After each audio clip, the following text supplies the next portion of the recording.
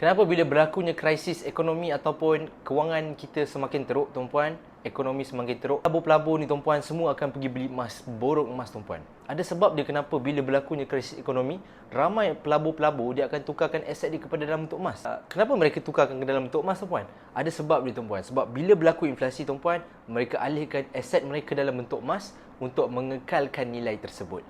Teori satu dinar, tuan-puan, adalah bukti di mana emas ni mengekalkan nilai duit kita. Waktu zaman Nabi dulu, tuan-puan, nak beli satu ekor kambing dengan 1 dinar pun dah cukup.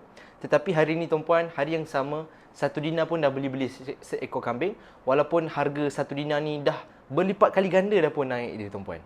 Jadi itulah sebab kenapa pelabur-pelabur ni, tuan-puan, semua perangai dia untuk tukarkan aset mereka dalam bentuk emas untuk melawan hyperinflasi. Sebab apa? Sebab emas adalah aset kalis inflasi. Berlakulah macam mana pun, kita kalau ada emas, kitalah orang paling beruntung. Jadi, tuan-puan, kalau tuan-puan ingin mulakan tabungan simpanan emas yang pertama, tuan-puan boleh klik link ni bio atau rujuk pin video dan saya akan bantu tuan-puan dengan sebaiknya.